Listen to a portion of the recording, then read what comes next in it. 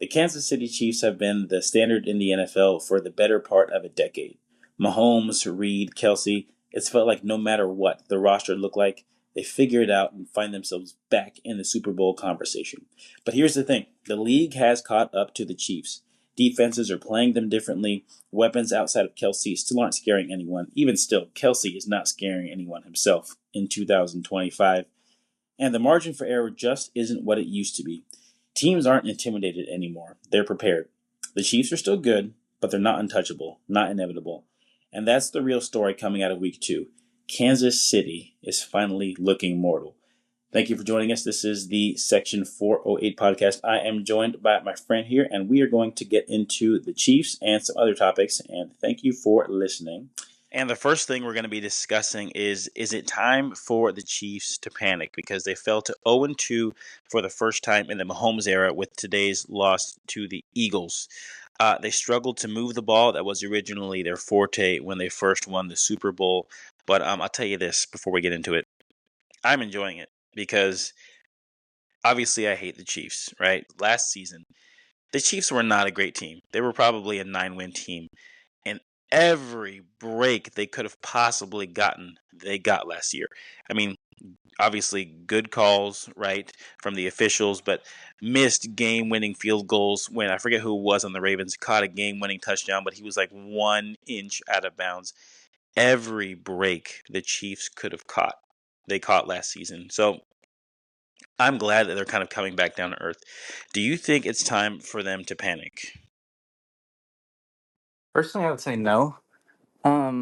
Just because of the fact, like you just said, they have Mahomes, Reed. They even have Kelsey. I know he's not what he used to be, but they still have like their big core. Um, I also think it's really early in the season, and like I was just looking at the standings, and they're only 0-2, and they're only 0-1 in the division. Like, if obviously you know this, but if you win your division, you get an automatic playoff spot. So as long as they win out, or not win out, but like do good in their own division, I don't see them not making the playoffs. I do think, however, um, this is not like one of their previous years where they're like really good, dominant, can do everything. I think this year is a little bit different. I think they're worse. Um, so I think that could be a cause for concern, but I don't think it's time to panic just yet. But this team is not the same Chiefs team that it used to be, and I think that's what's more worrisome. But I don't think it's time to panic just yet. But see, the division is kind of why I'm thinking they should panic because, the Chargers are good, the Broncos are good. All of a sudden, the Raiders look like they might be doing something. So they can't, rely on getting 4 wins automatically in their division. They might go 3-3. And not as we talk about their opponents, it does get more difficult for them because they play the Ravens in a couple weeks. They play the Lions, obviously the divisional games. They play Buffalo. They play the Commanders. Yeah, it's Uh, a tough schedule. yeah, they play the Cowboys, who we don't know what they're going to be. So they can't get away with as much as they used to, and I don't think they're as good as they were last year to barely squeak by. And I'll give you kind of a stat to reinforce what I think. The Chiefs last season, in games decided by 7 points or fewer, were 10-0. They were the opposite of Nebraska, basically. The Chiefs this season in games decided by 7 points or fewer are 0-2 already. Even if they break even, I don't think it's going to be enough to get them over the hump. They might be a wild card team, but they're no longer the big bad wolf, in my opinion. But you're right, it is only week 2.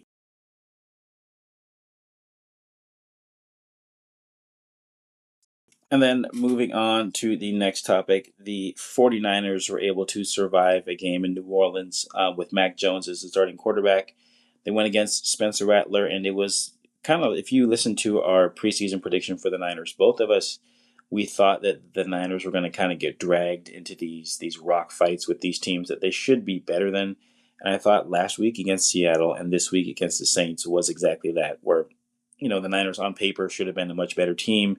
but they ended up having to win it in the last drive of the game.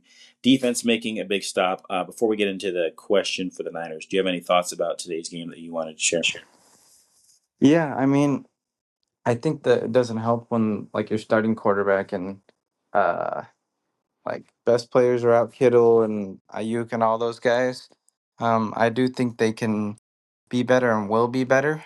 Um, I also think that division opponents are just tough no matter how good they are, and so I think this up upcoming week against the Cardinals will be a good test for them just to see how they are. They will have Mac Jones as quarterback, but as of now, 2-0 on the road, like you can't be mad no matter how they got the win. They got the win, and that's all that matters at this point. Because looking down the stretch, it's going to be important to win these games, pretty or ugly. Yeah, and that's kind of the thing that we talked about is the Niners. Their schedule sets up really well for them. They play a lot of teams that they should be better than, but I think we talked about how they're not as good as they were in those Super Bowl years, but they're going to be able to win a lot of these games. And I think they're just good enough when they're healthy to be a contender in the NFC.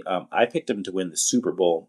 All of a sudden, the Packers are scaring me. But do you think the Niners can contend in the NFC? Now, when I look at their roster top to bottom, like, yeah, the Eagles are probably better. The Packers are probably better. But I think the Niners have enough experience and enough dogs on their team to where if they get to 11, 12 wins and they are one of the top seeds in the NFC, they can still go to toe to toe with these teams and make a run. Do you still feel that way as a Niners fan? Yeah, question mark. um, I mean, I know it's early in the season, but just like basing it off of how good these teams were in the past and like how they beat like the Lions and the Packers previous years, like those teams are more stacked.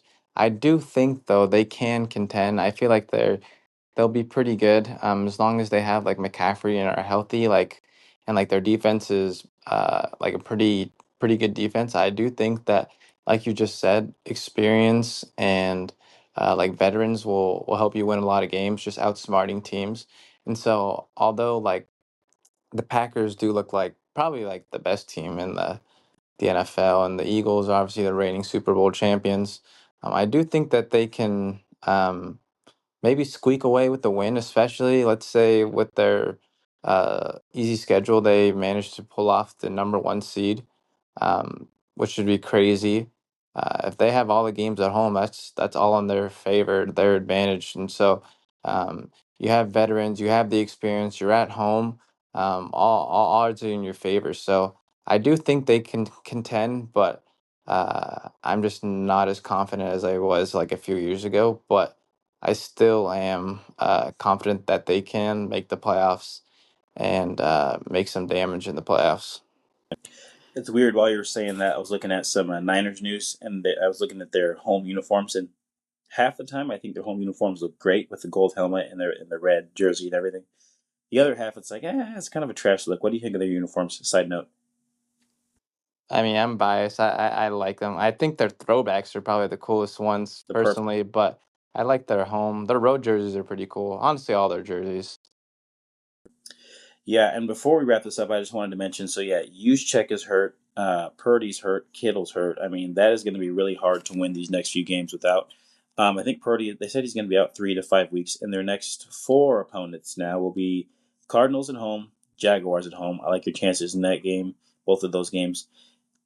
Rams on the road, Buccaneers on the road, which is going to be pretty difficult. And then if he's out for an extended period, Falcons at home. So interesting stretch here. This could be a really important stretch for them. If they can eke out a couple more wins, get everybody back, I can see them going on a run. Yeah, Shanahan actually just said today after the game that he progressed really well this week and that he has a slight chance to play against the Cardinals. I wouldn't bet against the Cardinals, but I think he definitely plays the week after that against the Jaguars. But in terms of backup quarterbacks, like giving you a chance, I think Mac Jones is probably the best or one of the best backup quarterbacks to help.